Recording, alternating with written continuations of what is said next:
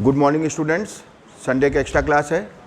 हम लोग पढ़ रहे हैं Gauss theorem chapter 1 part B. ठीक है, आज होगा लेक्चर नंबर 11। तो ये जो दो, वैसे तो संडे को थ्योरी पढ़ाते हैं, सॉरी प्रॉब्लम्स कराते हैं, लेकिन चूंकि थ्योरी बीच में अटकी हुई है, फंसी हुई है, इसलिए इसको पढ़ाना ज़रूरी है। ठीक है, कल तक भूल जाओगे सब नहीं तो। ठीक है, तो लेक्चर नंबर हम लोग 11 देख रहे हैं, चैप्टर 1 लेक्चर 11। समझ गए? दिख नहीं रहा, इधर लिख दें। लेक्चर नंबर 10 में हम लोगों ने यहां तक देखा था। बेटा उसको उल्का दो दरवाजा। सुनिए क्या देख रहे हैं हम लोग? Intensity of electric field produce due to a uniformly charged wire of infinite length. जब हम इनफाइनाइट लेंथ कहते हैं, इसका मतलब करोड़ों किलोमीटर नहीं होता है। इसका मतलब केवल इतना होता है कि जिस वायर के कारण हम इलेक्ट्रिक फील्ड फाइंड कर रहे हैं, वायर से उस पॉइंट की डिस्टेंस क्या होनी चाहिए? Negligible in compare to length of wire. समझ गए? अब आप कह सकते हो यहाँ तो इतनी बड़ी, तो ये हमने पूरा वायर नहीं दिखाया ना, वायर का छोटा सा पार्ट लिया है, यानी अभी आगे इधर और होगा, उधर और होगा। समझ गए? यानी ये जो डिस्टेंस आर है, इसे वायर के लेंथ के कंपेयर में क्या होना चाहिए? निग्लेजिबल। तब हम कहेंगे इनफाइनाइट लेंथ। समझ गए? कोई डाउट? तो ये पूरा वायर नहीं है, वायर का छोटा सा पोर्शन है। हाँ, जो बच्चे घर पे पढ़ने ध्यान रखें, डायरेक्ट लेक्चर नंबर 11 नहीं देखेंगे, लेक्चर नंबर 10 देखेंगे, तब 11 देखेंगे, उससे रिलेटेड है ये। ठीक है, डीए वेक्टर की डायरेक्शन में कोई कंफ्यूजन? डीए वेक्टर की डायरेक्शन कैसे निकालते हैं? Perpendicular outwards at that point. ठीक है, अब जैसे ये स्मॉल एरिया लिया, डीए वेक्टर अपवर्ड्स। अभी नोट ना करो, पहले समझ लो। ठीक है, ये स्मॉल एरिया, आज बड़ी क्लास नहीं होगी, ज़्यादा टेंशन मत लो। ठीक है, कई बच्चे बिल्कुल टेंशन में आ जाते हैं। ठीक, तो ये स्मॉल एरिया लिया, डीए वेक्टर अपवर्ड्स, ये स्मॉल एरिया डाउनवर्ड्स, ये स्मॉल एरिया टुवर्ड्स राइट, ये टुवर्ड्स लेफ्ट। डीए वेक्टर बात कर रहे हैं। ई वेक्टर के लिए हम लोग क्या करते हैं? Plus Q not. अब पूरे वायर में पॉजिटिव चार्ज है, पूरे वायर में, यहाँ प्लस क्यू नॉट छोड़ेंगे, कहाँ जाएगा? अपवर्ड्स। यहाँ अपवर्ड्स, यहाँ डाउनवर्ड्स। समझ गए? अब जैसे यहाँ प्लस क्यू नॉट को हम एज्यूम करेंगे तो कहाँ जाएगा? अपवर्ड्स। यहाँ पे एज्यूम करेंगे तो अपवर्ड। बात तो यही है, चाहे यहाँ करो चाहे यहाँ करो। अगर यहाँ पे प्लस क्यू नॉट छोड़ें तो कहाँ जाएगा? अपवर्ड्स। समझ गए? यहाँ डाउनवर्ड्स, यहाँ डाउनवर्ड्स। समझ गए? तो डीए वेक्टर की डायरेक्शन कैसे निकालते हैं? Perpendicular outwards at that point. और ई वेक्टर के लिए प्लस क्यू नॉट। अगर आपको ई वेक्टर और डीए वेक्टर में एक डायरेक्शन में कोई कंफ्यूजन नहीं है, ई वेक्टर और डीए वेक्टर, तो आप इस चैप्टर पे पूरी तरह से कमांड कर सकते हैं। बस दो ही चीज़ें मेन है, ई वेक्टर और डीए वेक्टर। क्लियर? ठीक। अच्छा, यहाँ पे चार्ज किस पे है? वायर पे। सिलेंडर की लेंथ कितनी है? एल। तो सिलेंडर के अंदर कितना वायर होगा? एल। नहीं समझे? जितनी सिलेंडर की लेंथ है उतना ही लंबा तो वायर अंदर होगा। समझ गए? लीनियर चार्ज डेंसिटी क्या होती है? Amount of charge per unit length. Linear charge density क्या होती है? Amount of charge per unit length. Linear charge density क्या होती है? Amount of charge per unit length. Linear charge density क्या होती है? Amount of charge per unit length. ठीक है, तो पर यूनिट लेंथ पे कितना चार्ज है? लैम्डा। पर यूनिट लेंथ पे कितना चार्ज है? तो एल लेंथ पे कितना चार्ज हो जाएगा? Lambda into L. ये हो गया सिलेंडर के अंदर टोटल चार्ज। देखिए, if the linear charge density of the wire lambda and length of imaginary cylinder L, तो लीनियर चार्ज डेंसिटी कितनी है? लैम्डा। और इमेजिनरी सिलेंडर की लेंथ कितनी है? एल। और जितना लंबा सिलेंडर होगा उतने लंबा तो तार होगा अंदर। अरे जितना लंबा सिलेंडर, आज जो आप पढ़ रहे हो, अब इसके बाद आपको 67 मार्क्स की चिंता करनी है। नहीं समझे? ये हाँ 3 मार्क्स, चाहे सीबीएसई बोर्ड हो, आईएससी बोर्ड हो। हम बोर्ड एग्जाम की बात कर रहे हैं, जो आपके एग्जाम होंगे उनमें तो आएगा ही, ठीक है, या तो ये आर्टिकल या इसका आगे वाला। यानी आज जो हम 2 आर्टिकल पढ़ रहे हैं, 2 में से एक 100% श्योर है 3 मार्क्स, समझ गए। यानी अब आपको किसकी चिंता करनी है, 67 मार्क्स। अभी नहीं समझे, लेकिन अगर समझ गए और घर जाके प्रैक्टिस की तो, प्रैक्टिस नहीं करोगे फिर भूल जाओगे। समझ गए यहां तक कोई दिक्कत? क्योंकि यही दोनों सबसे इंपॉर्टेंट है इस चैप्टर में, ठीक है। यानी पार्ट बी में, पार्ट ए में कौन से 2 इंपॉर्टेंट है, एंड ऑन पोजीशन और ब्रॉड ऑन, ठीक है। तो इस टाइप की जो भी प्रूवमेंट्स हैं वो 3 मार्क्स में ही आते हैं, चाहे वो एंड ऑन ब्रॉड ऑन हो, चाहे ये दोनों, ठीक है।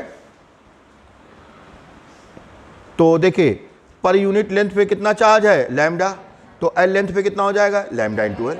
ये हो गया total charge content in the imaginary, in that imaginary cylinder. और यही गॉसियन सरफेस है, जो इमेजिनरी सिलेंडर है यही क्या है,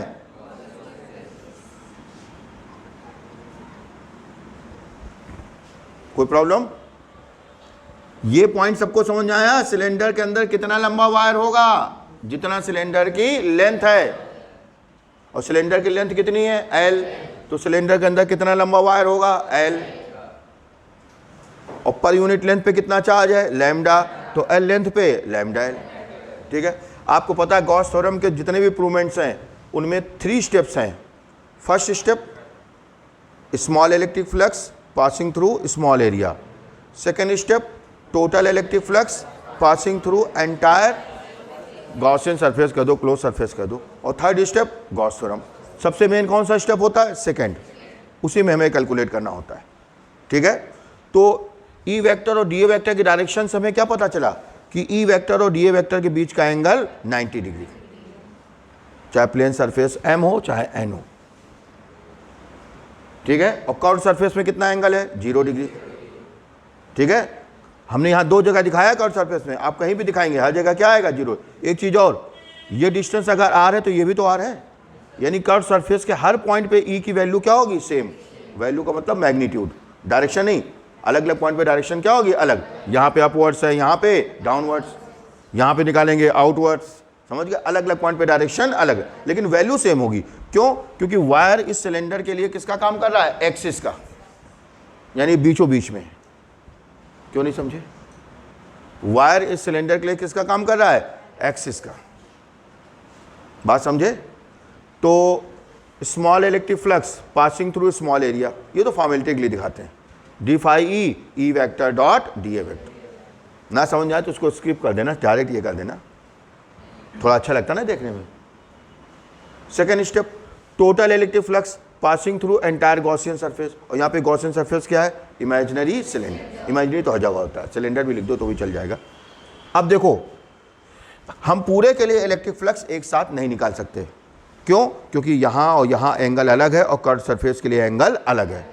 पिछली बार हमने पूरे के लिए निकाल लिया था, क्योंकि हर जगह के लिए एंगल कितना था, 0 डिग्री स्फीयर था, तो हर जगह एंगल 0 था, इसलिए हमने एक साथ निकाल लिया था। लेकिन यहाँ सिलेंडर में हम एक साथ नहीं निकाल सकते, ठीक है। इसलिए हमने इस क्लोज सरफेस को 3 पार्ट में डिवाइड कर लिया। यानी हम m के लिए इलेक्ट्रिक फ्लक्स अलग निकालेंगे, ये m है, और ये क्या है, n, और ये जो कर्व सरफेस है ये c, m n c, m n c। इस आर्टिकल में, इसके अगले आर्टिकल में कोई भी कंफ्यूजन हो तुरंत पूछेंगे, समझ गए? नो तो नेक्स्ट ईयर ध्यान रखना 17 मार्च, ठीक है। अगले साल 12th का बैच कब से चालू होगा, 17 मार्च, ठीक है। वो 14 मार्च को होली है ना, तो फिर 2-3 दिन बाद चालू करेंगे, ठीक है। यहाँ तक कोई दिक्कत? तो total electric flux passing through entire Gaussian surface. तो ये सिलेंडर है, सिलेंडर के 3 पार्ट किए, एम एन और सी। यहाँ एक चीज़ आप देख रहे हो, यहाँ पे हमने राउंड शेप नहीं बनाया है, न यहाँ बनाया है न यहाँ बनाया, क्योंकि अकेले एम थोड़ी ना क्लोज सरफेस है, ना अकेले एम क्लोज सरफेस है, ना अकेले एन, ना सी अकेले को। जब तीनों को ऐड कर देंगे, तीनों को क्या करेंगे, ऐड, तब क्लोज सरफेस है। ये पॉइंट समझ आया बेटा? पहले समझ लो, ऋषि ऑलरेडी कम समझ पाते हो, तुम्हारा समझना ज़्यादा जरूरी है, ठीक है। तो इस सिलेंडर को हमने 3 पार्ट में डिवाइड किया, एम के लिए अलग, एन के लिए अलग, सी के लिए अलग, ठीक है। क्योंकि और यहाँ पे किसी में भी राउंड शेप बनाने की जरूरत नहीं है, क्योंकि इन तीनों में से कोई भी क्लोज सरफेस नहीं है। हाँ, तीनों को ऐड कर देंगे तब है क्लोज सरफेस, समझे। अब जरा एम पे देखो, E vector D A vector के बीच का एंगल 90 है एम के लिए, E D A cos 90, N पे भी 90 है, ई डी ए कॉस 90, और सी के लिए 0 डिग्री, समझे।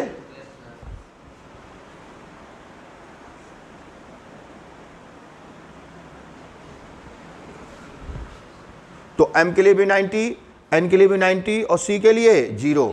ये पॉइंट समझ में आया सबको।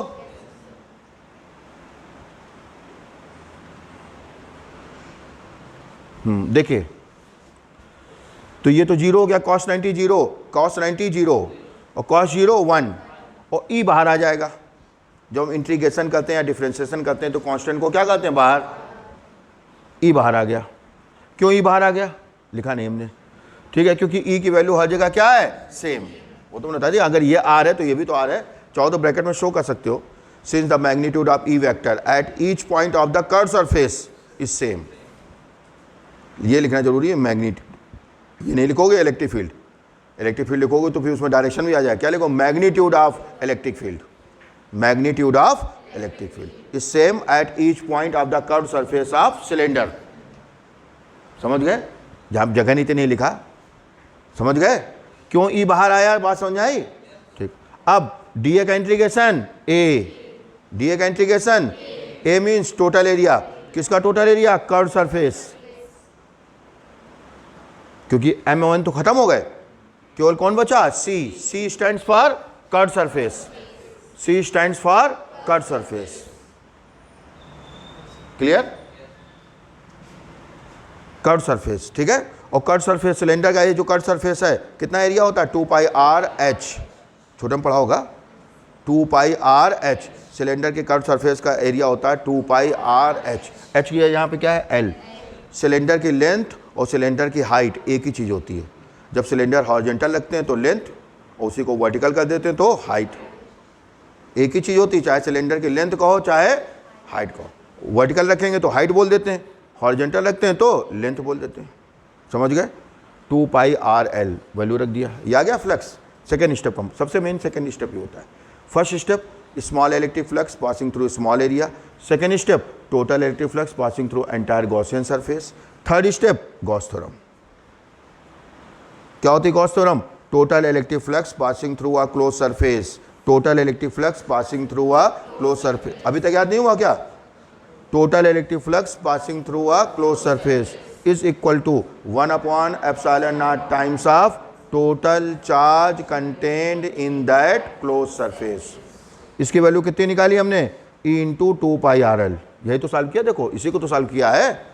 इसकी वैल्यू कितनी निकाली, E इंटू 2 पाई आर एल ये, और सिग्मा क्यू की वैल्यू कितनी है, लैम्डा एल। सिग्मा क्यू की वैल्यू कितनी है, लैम्डा एल, एल से एल, और ये दोनों वैल्यू हमने इक्वेशन 1 और 2 से रखी है, इक्वेशन 1 से, ये इक्वेशन 2 से। एल से एल कैंसिल, इसको उधर डिवाइड कर दो, 2 पाई आर उधर जाएगा तो 2 पाई को इसके साथ लिख लो और आर को किसके साथ लिख लो, लैम्डा के साथ। नहीं समझ आया, एल से एल क्या हो गया, जान नहीं पा रहे कई बच्चे, ठीक है। एल से एल कैंसिल, 2 पाई आर से डिवाइड कर दिया, ठीक है। 2 पाई को हमने किसके साथ लिख दिया, एप्सिलॉन नॉट के साथ, आर को लिख दिया इसके साथ, ये आ गया।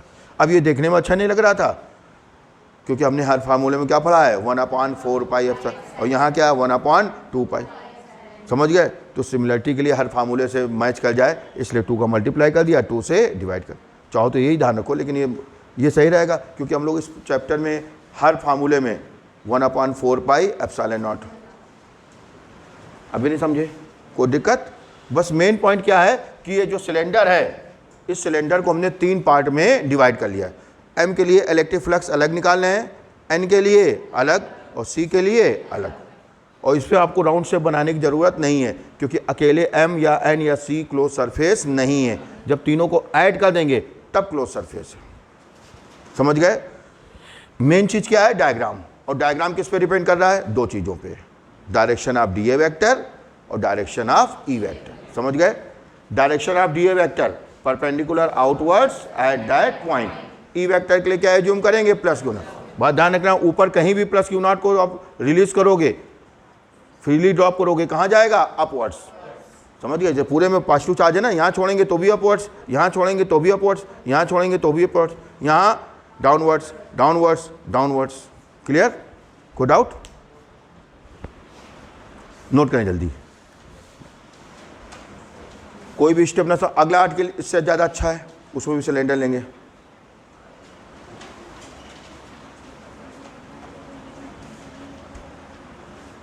नेक्स्ट हेडिंग है, हेडिंग डाली ना, समझे? चेंज करने जा रहे हैं। Intensity of electric field produce due to a uniformly charged sheet of infinite dimensions.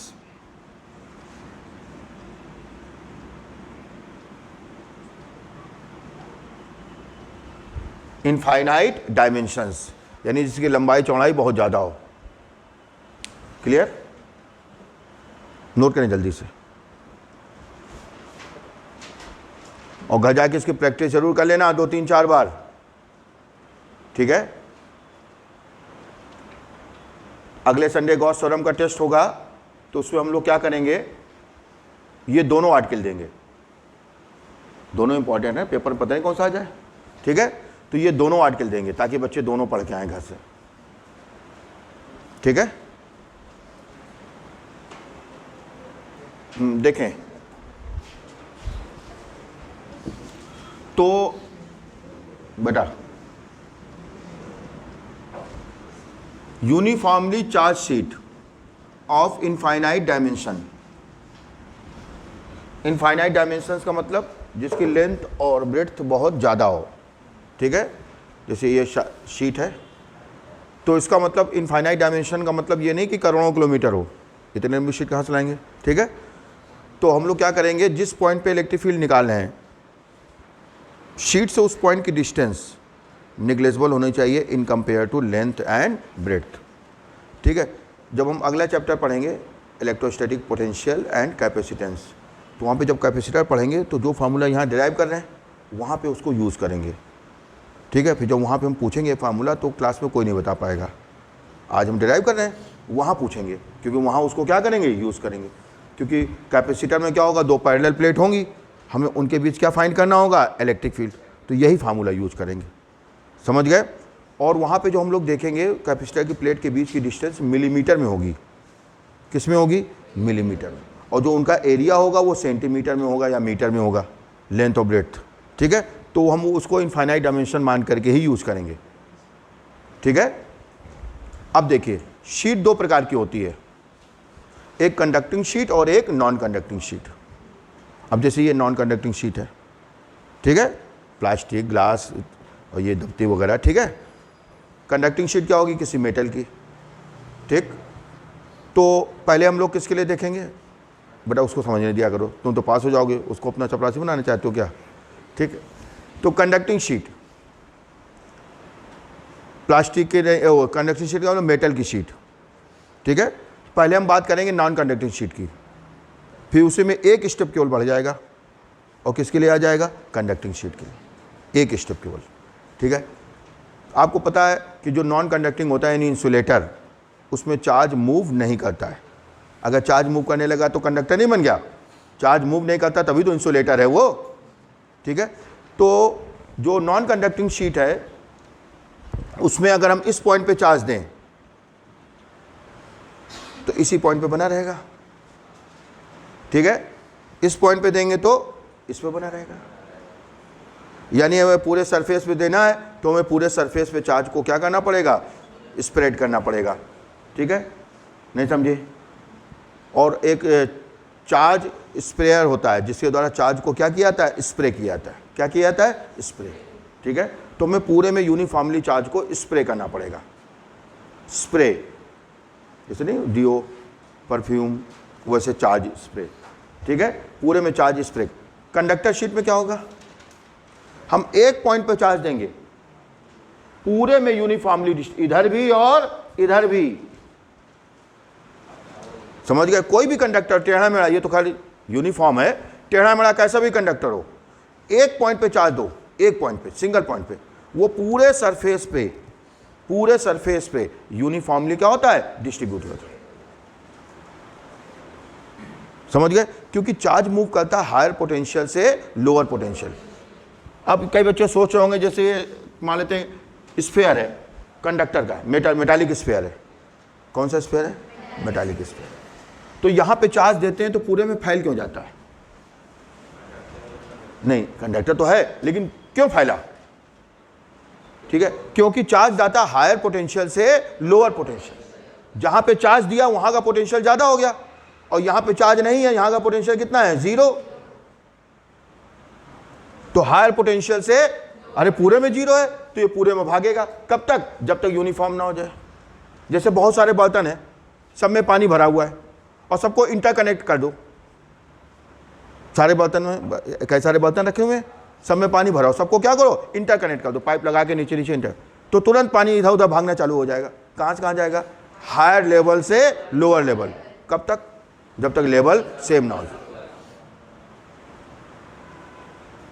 ठीक है, वेसल का शेप कुछ भी हो, वेसल का शेप कैसा भी हो, छोटा बड़ा टेढ़ा मेढ़ा कैसा भी, लेकिन फ्लो तक कब तक होगा? जब तक सेम ना हो जाए। यही चीज यहां। अब यहां का पोटेंशियल ज्यादा है क्योंकि यहां पे चार्ज है, और बाकी जगह पोटेंशियल 0 है क्योंकि चार्ज ही नहीं है। तो तुरंत हायर पोटेंशियल से चार्ज कहां भागेगा? Lower potential. और कब तक ये होता रहेगा? जब तक चार्ज सेम, जब तक potential same. Potential is just like level. जब हम लोग कैपेसिटेंस पढ़ेंगे तो आपको बताएंगे, जैसे वाटर लेवल होता है वैसे पोटेंशियल होता है। थोड़ा सा बता दें क्या? 2 मिनट सुन लो, अच्छा लगेगा, फिर हम बताएंगे कैपेसिटेंस में, फिर बता देंगे। सुनिए, हमने आपको बताया जब चार्ज बॉडीज को हम एक दूसरे से टच करते हैं तो क्या होता है? अगर आइडेंटिकल बॉडीज हैं तो क्या होगा? चार्ज भी सेम हो जाएगा, पोटेंशियल भी सेम हो जाएगा। अगर बॉडीज आइडेंटिकल नहीं है तो क्या होगा? चार्ज सेम नहीं होगा। हम क्या कह रहे हैं, समझ में आ रहा है? दो चार्ज बॉडीज हैं, उनको एक दूसरे से कनेक्ट किया। क्या किया? ठीक है, तो क्या रिजल्ट होगा? अगर आइडेंटिकल बॉडीज हैं तो दोनों पे क्या हो जाएगा? चार्ज सेम हो जाएगा और पोटेंशियल भी सेम हो जाएगा। और आइडेंटिकल नहीं है तो पोटेंशियल सेम हो जाएगा, चार्ज सेम नहीं होगा। अब सुनना जरा, ठीक है? ये 2 वेसल हैं,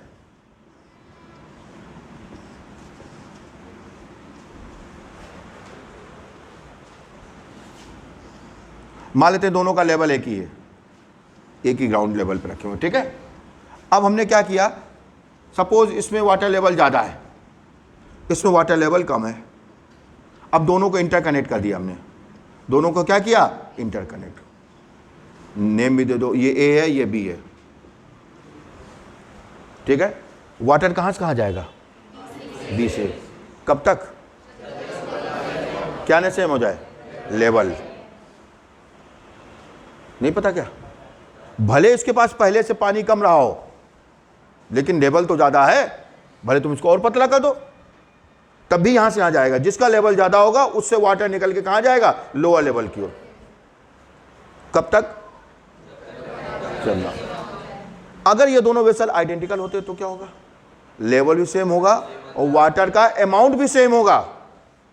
अगर नहीं समझे, दो एक जैसे बर्तन ले लो और दोनों पे लेवल सेम कर दो वाटर का, तो अमाउंट नहीं सेम हो जाएगा। समझ गए? लेकिन अगर एक जैसे नहीं है तो क्या होगा? लेवल सेम होगा, अमाउंट सेम नहीं होगा। नहीं समझे? यानी वाटर किसका काम कर रहा है? बोलो, चार्ज का। समझ गए? और जो लेवल है ये किसका काम कर रहा है? पोटेंशियल।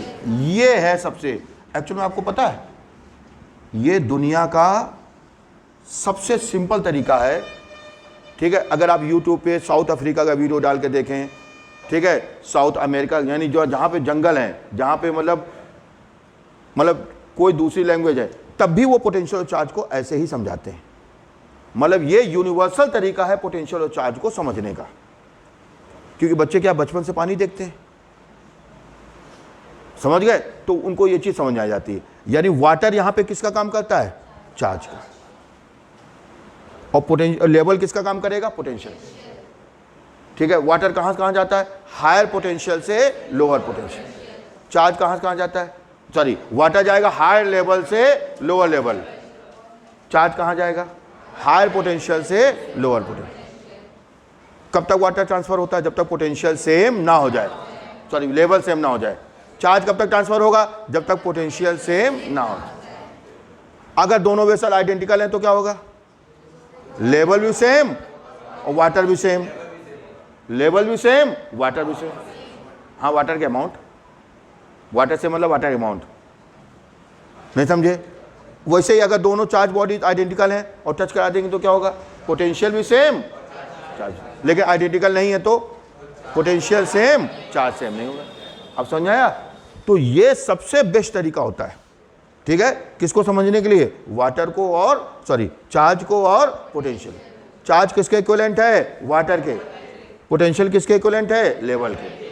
ठीक है, एक चीज और, अगर किसी वेसल में बिल्कुल वाटर ना हो, खाली हो, तो कितना लेवल होगा? किसी बर्तन में बिल्कुल पानी नहीं है तो पानी का लेवल कितना होगा? 0। जब पानी है नहीं तो लेवल कहां से आ जाएगा? इसी तरह किसी कंडक्टर में बिल्कुल चार्ज ना हो तो पोटेंशियल कितना होगा? 0।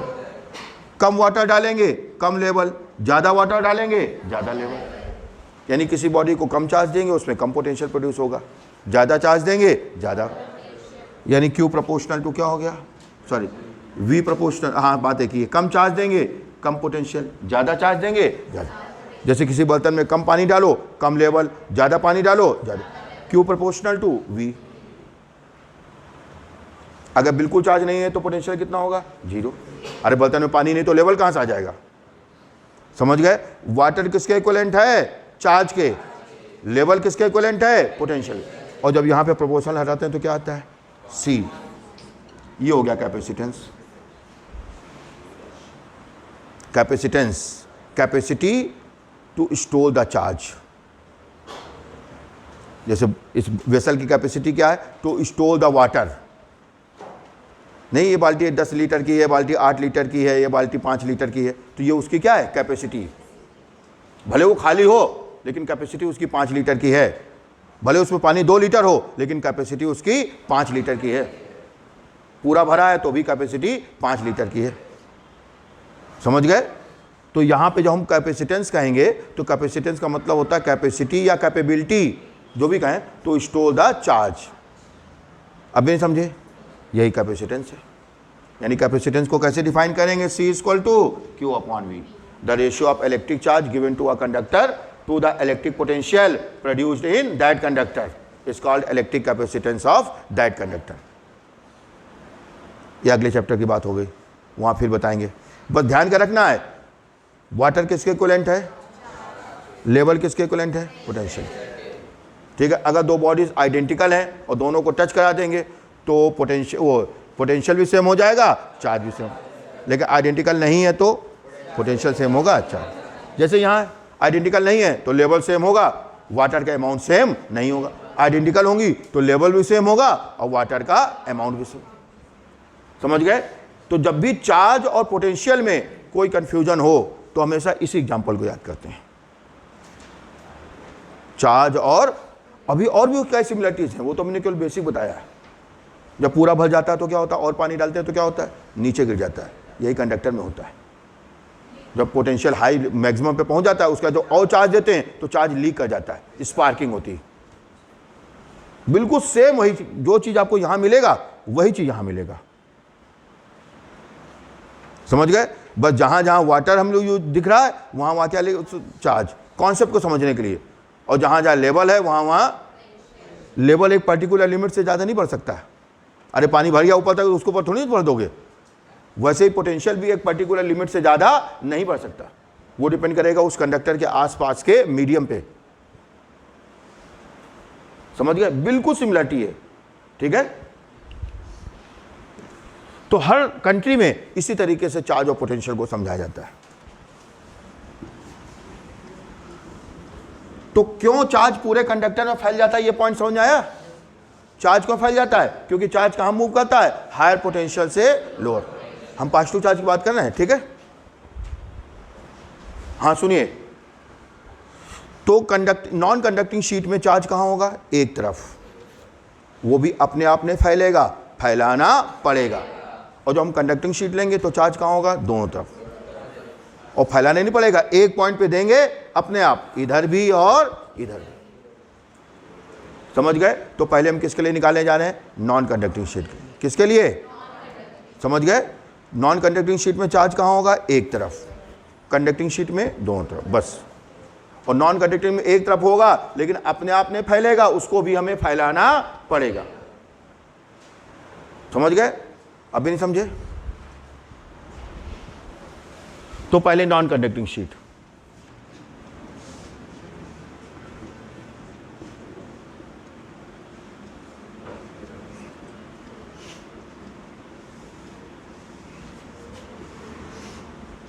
ज्यादातर नॉन कंडक्टिंग शीट ही आता है। सुने,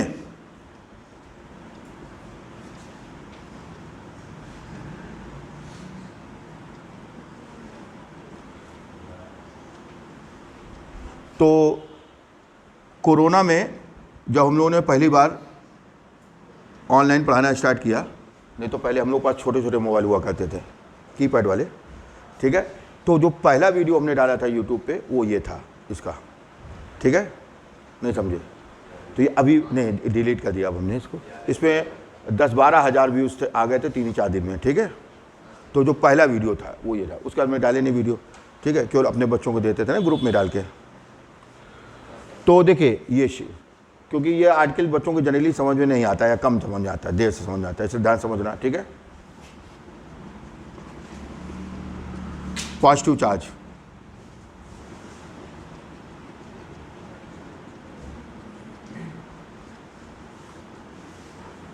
नॉन कंडक्टिंग है, चार्ज एक तरफ होगा,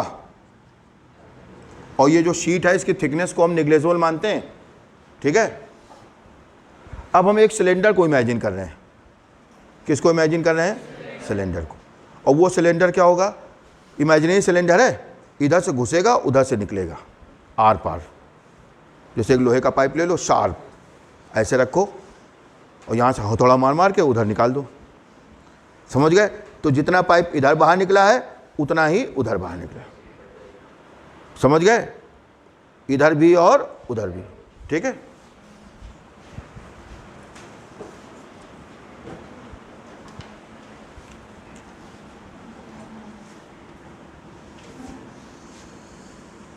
हम बार बार रिपीट करते हैं, सबसे मेन चीज क्या है?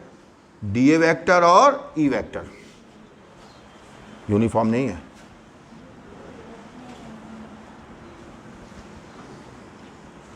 तो डीए वेक्टर और ई वेक्टर,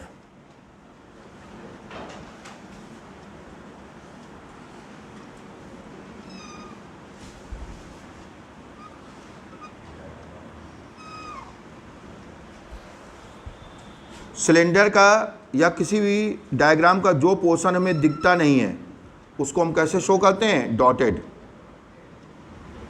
यानी जो छुपा हुआ पोर्शन होता है, ठीक है। तो एक सिलेंडर को हमने इमेजिन किया और वो सिलेंडर जो है ऐसे इधर भी और इधर भी, ठीक है। अब सिलेंडर के 3 पार्ट करेंगे जैसे पिछले वाले में किया था। ये M के लिए, ये N, ये M, ये N और ये C। समझ गए? तो ये हो गया आपका प्लेन सरफेस M।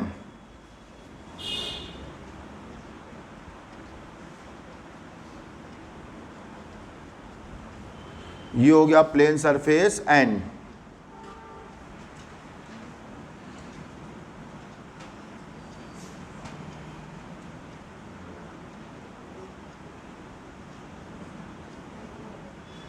और ये क्या हो गया आपका? Curved surface C। किसी को कोई कंफ्यूजन? ठीक। ये कैसे लिया गया कुछ समझ पा रहे हो? इधर से सिलेंडर एंटर कर रहा है, उधर से एग्जिट हो, आर पार। जितना इधर बाहर निकला है उतना उधर, ठीक है। अब सपोज हमें पॉइंट P पे फाइंड करना है। चाहे इधर ले लो चाहे उधर ले लो, बात एक ही है, ठीक है। जितना यहाँ पे इलेक्ट्रिक फील्ड होगा उतना ही यहाँ पे होगा। क्यों? जितना सिलेंडर इधर बाहर निकला है उतना ही उधर। शीट की थिकनेस निग्लिजिबल मानते हैं हम लोग। ये पॉइंट क्यू हो गया। अब ये स्मॉल एरिया लिया, एक स्मॉल एरिया ये पी के अराउंड ले लिया, ठीक है। एक ये ले लिया हमने स्मॉल एरिया, एक ये ले लिया। हमने 4 लिए, आप चाहो तो 40 ले लो, जगह जगह ले लो, समझ गए। जितने सफिशिएंट है उतने हमने ले लिए। सबसे मेन चीज़ क्या है? D A vector. किसकी डायरेक्शन? D A. रेहान बोलो D A vector direction, D A vector direction. बेटा परपेंडिकुलर आउटवर्ड्स होता है। जैसे यहाँ पे तुम डी ए वेक्टर लोगे, यहाँ पे स्मॉल एरिया ले रहे हो, क्या ले रहे हो? Small area. कोई चीज़ नहीं समझ आती है तो बैच के बाद रुक करके पूछ लिया करो, ठीक है, नहीं तो बहुत गड़बड़ हो जाएगा, नहीं समझ पा रहे हो तुम गंभीरता को, ठीक है। और सीबीएसई में हो, आईएससी होता चलो फिर भी चल जाता है एक बार। तो ये स्मॉल एरिया थोड़ा पेपर सिंपल आता है आईएससी में, थोड़ा सा, मतलब जैसा आना चाहिए वैसा आता है, ठीक है। ये स्मॉल एरिया है तो इसके परपेंडिकुलर आउटवर्ड्स ये हो गया। उधर कहाँ जो है? ये परपेंडिकुलर है इसके, ये यहाँ पे स्मॉल एरिया लेंगे, ये परपेंडिकुलर मतलब होता है 90 डिग्री, तो ये 90 हो जाएगा ये इसके साथ, ठीक है। तो ये स्मॉल एरिया लेंगे, डी ए वेक्टर डाउनवर्ड्स, ये लेंगे तो अपवर्ड्स, इधर लेंगे तो टुवर्ड्स लेफ्ट। हमारे हिसाब, हाँ तुम्हारा भी तो लेफ्ट है, ठीक है, हमारा तो राइट हो गया, ये राइट। नहीं समझे? तो डी ए वेक्टर अभी तक कंफ्यूजन है। तो ये स्मॉल एरिया लिया। अरे किसी और को कंफ्यूजन? तुम्हें बेटा समझ आया पक्का? यहां पे क्या होगा? D A vector towards right, हाँ यहाँ ये लेफ्ट, गुड। और किसी को, तुम लोग को बेटा कोई कंफ्यूजन? जय शैलेंद्र, तो उसको भी समझ आ गया, ठीक है, तो ठीक है। और तुम रेहान क्या कर रहे हो बेटा? ठीक है, गुड। तो ये स्मॉल एरिया डाउनवर्ड्स, बार बार घर पे रिपीट करो चीजों को, बार बार रिपीट करो। रीड लेस रिवाइज मोर। पढ़ाई नहीं चीज, नहीं समझे? रिवाइज नहीं करोगे तो सब भूल जाओगे। ये डी ए वेक्टर, ये डी ए वेक्टर, ये डी ए वेक्टर। बताओ डी ए वेक्टर की डायरेक्शन में कोई कंफ्यूजन? ठीक। अब ई वेक्टर, ई वेक्टर के लिए क्या यूज करोगे? Plus Q not. अब देखो पूरे में पॉजिटिव चार्ज है, चाहे इधर मान लो चाहे इधर मान लो, शीट की थिकनेस तो निग्लेजिबल है, पूरे में पॉजिटिव चार्ज। अब यहाँ पे प्लस क्यू नॉट छोड़ो, ध्यान से देखो बेटा, पहले पूरे में पॉजिटिव चार्ज है, पूरे में, यहाँ प्लस क्यू नॉट छोड़ो, किधर? टुवर्ड्स राइट, यहाँ टुवर्ड्स राइट, यहाँ टुवर्ड्स राइट, यहाँ टुवर्ड्स राइट, इधर लेफ्ट, इधर इधर इधर, समझ आ गया? अब जरा देखो ऋषि, यहां पे प्लस क्यू नॉट को ड्रॉप करो, किधर जाएगा? Right, very good. ये ई वेक्टर हो गया, दिख रहा है सबको? ठीक। रेहान, यहां प्लस क्यू नॉट छोड़ो, कहां जाएगा? Right, very good. चाहे यहां छोड़ो प्लस क्यू नॉट को या यहां छोड़ो, बात तो एक ही है, समझे ना?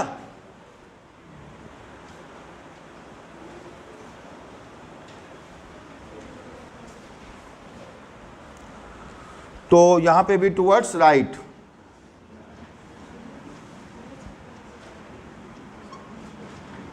यानी जो पिछले में आया था उसका उल्टा इसमें आ रहा है। समझ आया नहीं आया?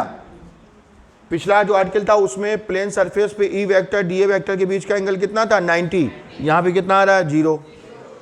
और कर्व सरफेस वहाँ पे कितना था? 0। तो यहाँ कितना आ रहा है? 90। समझ आए बात? यहाँ पे प्लस क्यू नॉट को ड्रॉप करो, किधर जाएगा? लेफ्ट। अरे समझ आ रहा है नहीं आ रहा है? यहां पे प्लस U0 को ड्रॉप करो लेफ्ट, चाहे यहां, बात तो एक ही है, समझ गए? बस मेन तो डायग्राम है। हाँ, इनिशियल लैंग्वेज लिखो। Let us consider a non conducting sheet. Let us consider a non conducting sheet of infinite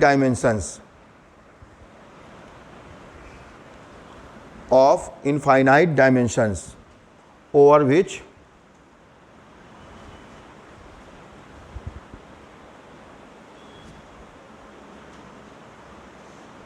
positive charge is uniformly distributed, over which positive charge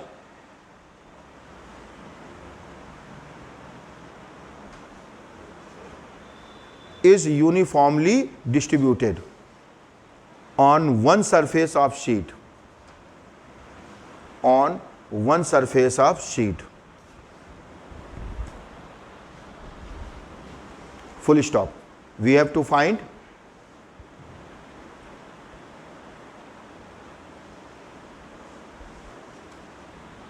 intensity of electric field, intensity of electric field short में लिख लिया करो E/F. We have to find intensity of electric field due to this charged sheet, due to this charged sheet at nearby point P, nearby point P. ठीक है, diagram बनाए जल्दी।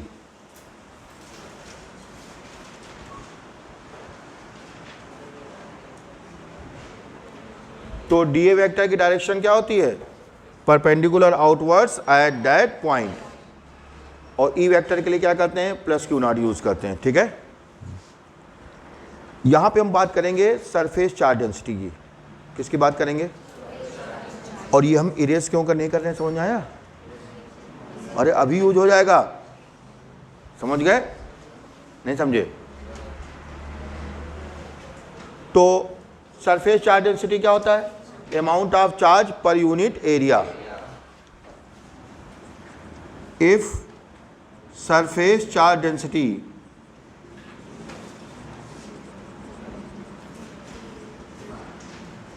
Of the sheet कितना है? Sigma, small sigma. सबको पता ना surface charge density? Surface charge density होती है amount of charge per unit area. Linear charge density क्या होती है? Amount of charge per unit length. Volume charge density क्या होती है? Amount of charge per unit volume. Clear? यानी per unit area पे कितना चार्ज है? Sigma. And cross sectional area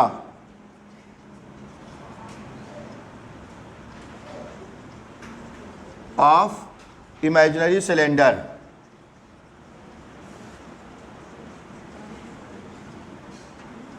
कितना है? A. Cross sectional area of imaginary cylinder कितना हो गया? A. Surface charge density sheet की कितनी हो गई? Sigma. Cross sectional area of imaginary cylinder कितना हो गया? A. Then total charge content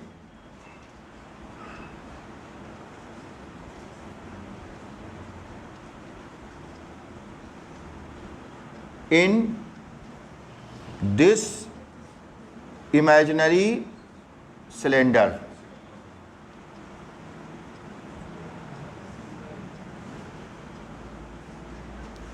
जगह नहीं बची, उधर लिख देना सिलेंडर सिग्मा क्यू।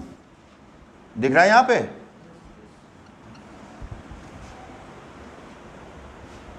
देखिए, if surface charge density of the sheet sigma, ठीक है, and cross sectional area of imaginary cylinder कितना हो गया? ए।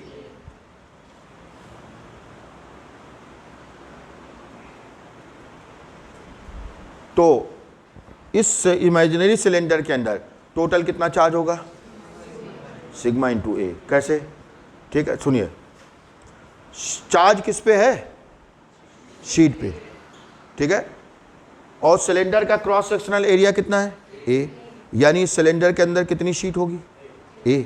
इसको हमने एक एग्जांपल से बताया था, जैसे एक रोटी बेलें, रोटी जानते हो सब लोग, रोटी बेलें और उसको किसी गिलास से काट दें, स्टील के गिलास लेकर के उससे काट दो, तो उस स्टील के गिलास के अंदर कितनी रोटी होगी, जितना ग्लास उस स्टील का गिलास का क्रॉस सेक्शनल एरिया होगा। नहीं समझे? तो जो लोग गोल पूड़ियाँ नहीं बना पाते हैं वो ऐसे बना लेते हैं, परफेक्ट गोल बनती हैं। देखो ट्रिक दे दी हमने आगे के लिए, तुम लोग सुनो, ठीक है समझ गए? अगर परफेक्ट पूड़ी नहीं बना पा रहे हो, ठीक है, तो ऐसे बना सकते हो परफेक्ट गोल, ठीक है। तो जितना गिलास का क्रॉस सेक्शनल एरिया होगा उतने तो उसके अंदर रोटी आएगी। अब सिलेंडर का क्रॉस सेक्शनल एरिया ए है और सिलेंडर इधर से घुसा उधर से निकला, तो आर पार, ठीक है। तो जितना सिलेंडर का क्रॉस सेक्शनल एरिया है उतनी तो शीट होगी सिलेंडर के अंदर, यानी कितनी शीट होगी सिलेंडर के अंदर, ए। अब पर यूनिट एरिया पे कितना चार्ज है, सिग्मा, पर यूनिट एरिया पे कितना चार्ज है, सिग्मा, स्मॉल सिग्मा, ठीक है। यहां दो सिग्मा है, कैपिटल सिग्मा और एक स्मॉल। कैपिटल सिग्मा किसको रिप्रेजेंट कर रहा है, समेशन को, और स्मॉल सिग्मा किसको रिप्रेजेंट कर रहा है, सरफेस चार्ज डेंसिटी। नहीं समझे? तो पर यूनिट एरिया पे कितना चार्ज है, सिग्मा, तो ए एरिया पे कितना हो जाएगा, सिग्मा इंटू ए। समझ गए? तो ये हो गया सिग्मा इंटू ए। हम यहां लिखे दे रहे हैं sigma Q equal to sigma into A. Equation number first. इस यहां के बाद यहां लिख रहे हैं, यहां लिखना है आपको, इसके बाद ये, इसके बाद ये, ठीक है। तो ये सिलेंडर के अंदर टोटल चार्ज सिग्मा ए कैसे हो गया, समझ आया? सिलेंडर का क्रॉस सेक्शनल एरिया कितना है, ए, यानी सिलेंडर के अंदर कितनी शीट होगी, ए, पर यूनिट एरिया पे कितना चार्ज है, सिग्मा, तो ए एरिया पे सिग्मा इंटू ए। क्यों नहीं समझे? समझ गए? बस। हाँ, फर्स्ट स्टेप देखो, इसी में 5 मिनट और। First step, small electric flux passing through small area D A vector, क्या हो जाएगा, डी फाई, ये तो फॉर्मेलिटी के लिए। Total electric flux passing through entire Gaussian surface, और यहाँ गॉसियन सरफेस क्या है, इमेजिनरी सिलेंडर। 3 पार्ट में डिवाइड करेंगे, एम के लिए अलग, एन के लिए अलग और सी के लिए अलग, यहाँ तक सेम, बस एंगल चेंज हो गए। एम में एंगल कितना है, 0 डिग्री। समझ आया बेटा श्रेया? एम में एंगल कितना, 0 डिग्री, एन में 0 और सी में 90। बस के लिए चेंज हुआ एंगल, है सिंपल बिल्कुल। क्यों नहीं समझ पाए? अब ये चीज क्या हो गई, खत्म।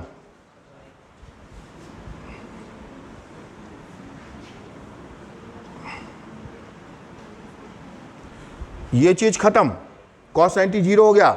अरे इसमें करेक्शन करेंगे अभी, ठीक है। Total area of cross section of cylinder,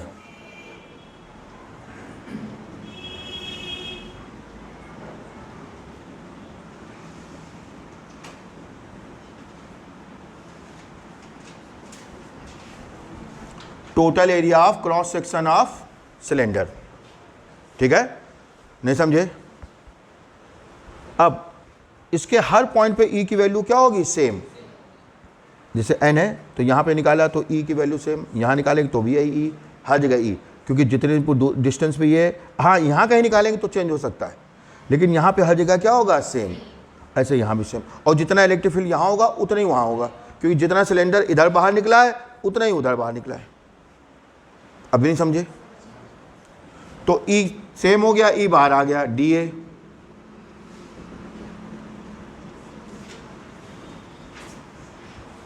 सी नहीं लिखा जाएगा यहाँ, ठीक है।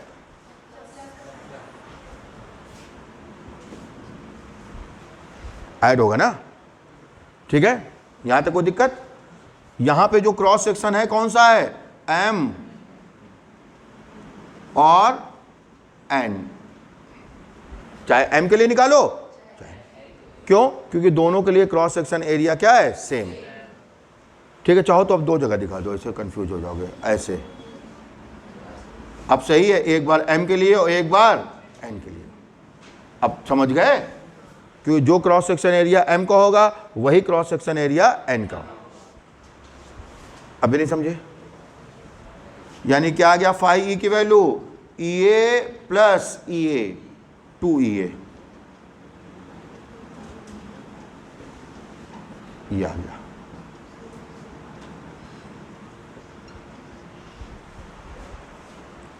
ई क्यों बाहर आ गया समझ आया? क्योंकि प्लेन सरफेस के हर पॉइंट पे ई की वैल्यू क्या है? सेम। और जितना ई इधर है उतना ही ई इधर है, जितना सिलेंडर इधर बाहर निकला है उतना इधर बाहर निकला है। तो ये डी ए का इंटीग्रेशन ए, डी ए का इंटीग्रेशन ए यहाँ पे ध्यान रखना क्रॉस सेक्शन का एरिया है, total area of cross section of cylinder, इसी को बोलते हैं क्रॉस सेक्शनल एरिया। नहीं समझे? ये एरिया ये वाला, ये क्लियर? अब गॉस थ्योरम, इसकी वैल्यू कितनी निकाली हमने? 2EA। इसकी वैल्यू कितनी निकाली? 2EA। और सिग्मा क्यू कितना है? सिग्मा ए। ये वैल्यू इक्वेशन 1 से और ये वैल्यू इक्वेशन 2 से। ए से कैंसिल, यानी ई की value sigma upon 2 epsilon not. क्या आंसर आ गया? Sigma upon 2 epsilon. अब भी नहीं समझे? Sigma upon 2 epsilon not. Clear? अगर सिग्मा की वैल्यू रख देंगे तो क्यू अपॉन ए रख दो, अगर शीट का एरिया पूरा ए है तो। आप इसको ध्यान रखो, सिग्मा अपॉन 2 एप्सिलॉन। और ध्यान रखना ये नॉन कंडक्टिंग शीट के लिए है, कंडक्टिंग में सिग्मा अपॉन एप्सिलॉन नॉट हो जाएगा। अभी बता रहे, एक स्टेप आगे नोट करें जल्दी। और ध्यान रखना कोई भी स्टेप ना समझ आए तुरंत पूछें, बार बार रिपीट कर रहे हैं। ये सब कुछ तब है तुम्हारे लिए जब तुम्हें डी ए वेक्टर और ई वेक्टर की डायरेक्शन निकालनी आती है। अगर वो नहीं आती है तो सब बेकार है तुम्हारे लिए। समझ गए? बेटा कोई डाउट हुआ करे बैच के बाद पूछ लिया करो, किसी को डाउट हुआ करे। समझ गए? नोट करें जल्दी। अगर कंडक्टिंग शीट की बात करें,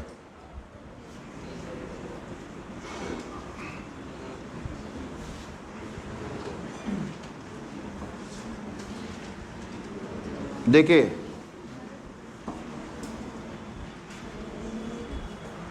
किसकी बात करें? Conducting sheet.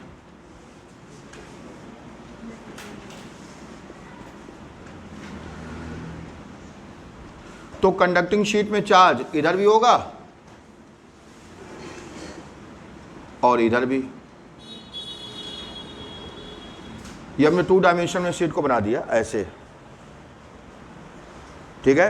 क्योंकि अभी हमने आपको बताया कंडक्टर में क्या होता है, एक पॉइंट पे चार्ज देंगे इधर भी फैल जाएगा और इधर भी। ठीक है? अब जैसे आपको पॉइंट पी पे निकालना है, एक बार जरा सुने।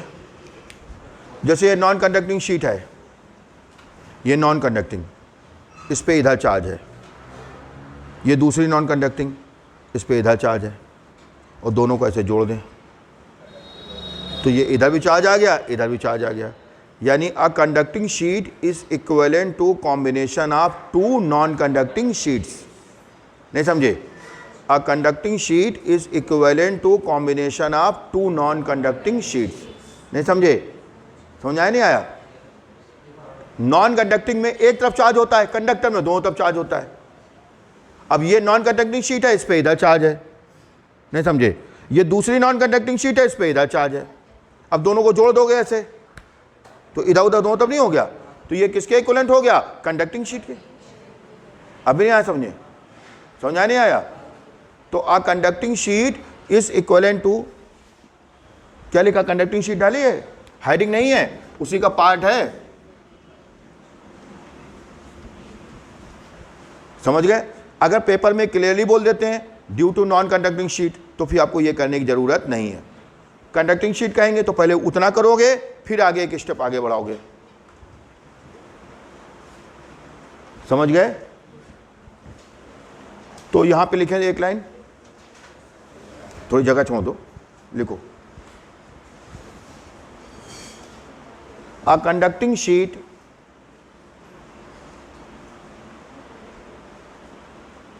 is equivalent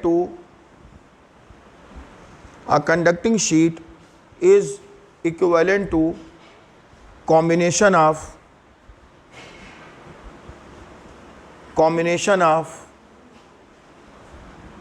two non-conducting sheets.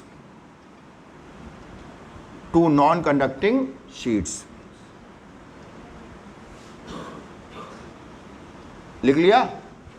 A conducting sheet is equivalent to combination of two non-conducting sheets. ठीक है? अब देखिए, आपको इस पॉइंट पे चाहिए electric field, near by point कोई भी ले लो। अब यहां पे प्लस क्यू नॉट को इमेजिन करो, प्लस क्यू नॉट, ठीक है? तो इधर वाला जो पॉजिटिव चार्ज है, इधर वाला, वो इसको क्या करेगा? रिपल। और जो इधर वाला पॉजिटिव चार्ज है, ये भी क्या करेगा? रिपल। दो शीट पाने ना, एक शीट उधर, एक शीट उधर। तो जो पीछे वाली शीट है लेफ्ट वाली, वो भी इसको रिपल करेगी, जो राइट वाली शीट है वो भी रिपल करेगी। समझ गए? और जब दो वेक्टर सेम डायरेक्शन में होते हैं, रिजल्टेंट कैसे फाइंड करते हैं? ऐड करके। नहीं समझाया? यानी E इक्वल टू क्या आ गया? E1 plus E2 sigma upon 2 epsilon not plus sigma upon 2 epsilon not. अरे कंडक्टिंग शीट है, दोनों तरफ चार्ज सेम ही तो होगा, क्योंकि यूनिफॉर्मली चार्ज डिस्ट्रीब्यूट हो जाता है ना। क्या नहीं समझे? यानी क्या आ गया? E का सिग्मा अपॉन 2 एप्सिलॉन नॉट। समझ में आ रहा क्या? अरे यहां तक कोई दिक्कत? तो बस आपको ये एक स्टेप बढ़ा देना है कंडक्टिंग शीट में। समझ आया? अब भी नहीं समझे? तो नॉन कंडक्टिंग शीट के कारण sigma upon 2 epsilon not, conducting sheet के कारण sigma upon epsilon not. Clear? इसमें कुछ कंडीशंस और हैं जिनको हम कल डिस्कस करेंगे। Okay, that's all. बच्चे कई इतना तुम लोग रोआसा मुंह कैसे बिल्कुल नहीं, बिल्कुल जैसे हफ्ते भर से खाना ना मिला हो, ठीक है? कितने डिप्रेशन में लग रहे हो बेटा? इतना मतलब इतना लोड क्यों ले रहे हो? कोई टेंशन लेने की जरूरत नहीं, हम तो हर साल पढ़ाते हैं। ठीक, टेंशन क्यों ले रहे हो? ठीक है, इतना स्ट्रेस मत लो, ठीक है? आराम से रहो, खुश रहो, ठीक है? इतना स्ट्रेस नहीं। देखो, पढ़ाई करो, बस पढ़ाई करो, खुश रहो। ये दुखी कब होगे, डिप्रेशन कब होगा? जब पढ़ाई नहीं करोगे। हमने क्या क्या समझाया? ठीक है? खुशी या दुख अंदर से आता है, और अंदर से खुशी कब आती है? जब आपको लगता है कि आपने अच्छा काम किया। जब आपको क्या लगता है? अच्छा काम किया, तब अंदर से खुशी आती है। तो जब पढ़ाई करोगे तो अपने आप खुश रहोगे, पढ़ाई नहीं करोगे तो डिप्रेशन में जाओगे। ठीक है? Okay, that's all. काफ़ी भाषण हो गया, ठीक है?